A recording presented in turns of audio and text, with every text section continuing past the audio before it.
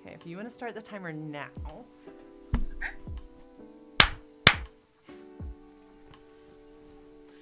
See if I did this right. This is our first time.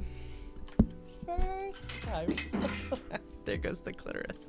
Hi everyone, Lauren here, owner and educator with Sex Ed for You, answering your sexuality related questions. And up first today, we have this question. Our first question up today is about menstruation and our menstrual cycles as peoples with uteruses. So this is a very common question I get asked all the time, and one that I believe passionately in. I truly believe that as menstruating people, we have a superpower, and that is that every month we have an opportunity to edit our story. And instead of fighting against our menstrual cycles, I like to encourage students of mine to embrace them and work with them. And this is why our menstrual cycles are broken up into two different major phases. Yes, there's different phases within those phases, but we're going to talk about two today. We have our follicular phase and our luteal phase. Our follicular phase starts on the first day of our period. So the first full day of bleeding. This isn't the spotting that might come beforehand. This is our first day of release. We'll get into all the things I love about that day. But our follicular phase starts on the first day of our period and goes to our day of ovulation.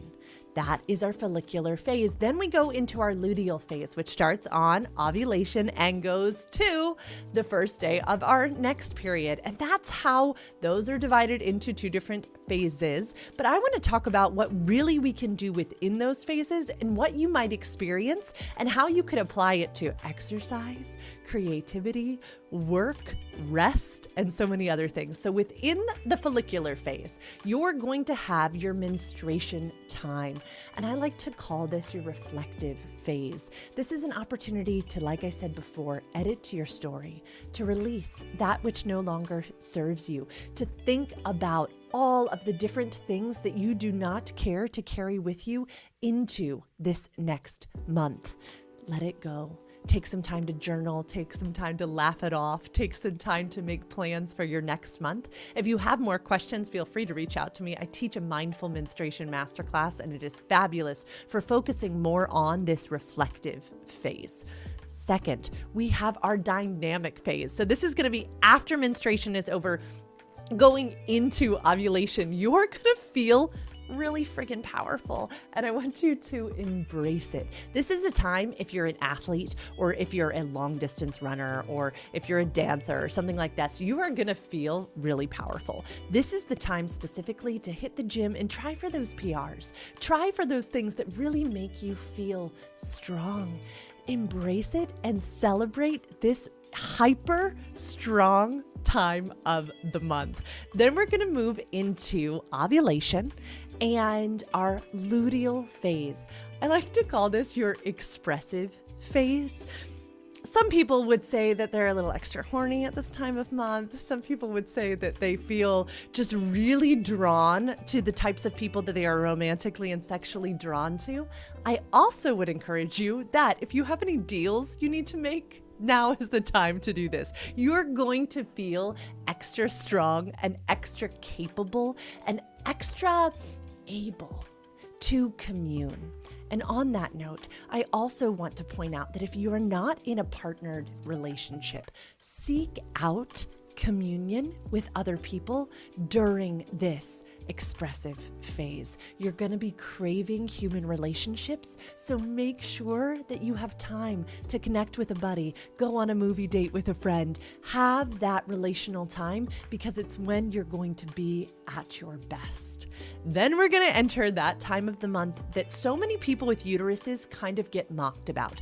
This time of the month, many people refer to as PMS, premenstrual syndrome, right?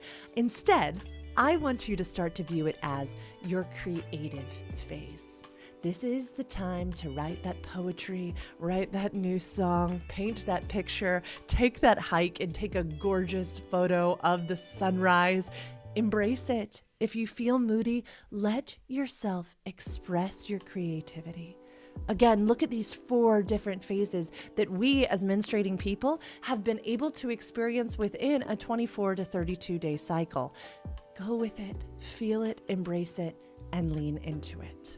So another question I often get asked is, when am I most fertile during my cycle? Well, ovulation. Ovulation is the time when our body is releasing eggs from an ovary towards the uterus. This is our time where we are most fertile, but lots of people will encourage us, and I do too, to look at the time surrounding ovulation, right? Some people feel an actual physical sensation that's called Mittelschmerz. It's one of my favorite words when they are ovulating, but that's not enough. Sometimes you can notice your cervical mucus changing on probably day or 2 before ovulation to day or 2 post ovulation. So people are always like, when could I actually get pregnant? Technically, things have to line up so perfectly. The sperm needs to meet the egg at exactly the right time, but sperm can stay alive sometimes inside of us for about 24 hours, which is when sometimes you'll feel like, wait a second, I wasn't ovulating yet. Well, you had sex 24 hours ago and somehow those swimmers swam all the way. So I say, if you are trying to get pregnant, those days around ovulation, 2 days pre and 2 days post are prime times. And if you're trying to avoid pregnancy, same thing, 2 days pre and 2 days post ovulation. And everybody's ovulation time can be slightly different. So I recommend charting what your body does for a month. And if you're not familiar with the book, Taking Charge of Your Fertility, it is a read I recommend for anyone who menstruates. It is a powerful read, even if you are thinking of adding some form of hormonal birth control into your life and avoiding periods altogether. It's still really neat to know your own body. And they teach a method where you can chart your basal body temperature, basically the temperature that your body wakes up at every day. And by doing this, you will see that you kind of live at this baseline until ovulation time, where then your temperature spikes. And it's so beautiful to see because you can see how long your follicular phase is and when your luteal phase begins. Personally, I have a very short menstrual cycle. I bleed 24 days. So not for 24 days. I have a cycle of 24 days. I start bleeding on day 1. I bleed for about 5 days. And then my next cycle starts 24 days later. And so I ovulate on like day 10. That's so soon. That's so soon, and I wish I had known it sooner, way back when. So everyone has a different follicular phase and different luteal phase, and it's good to get to know yours.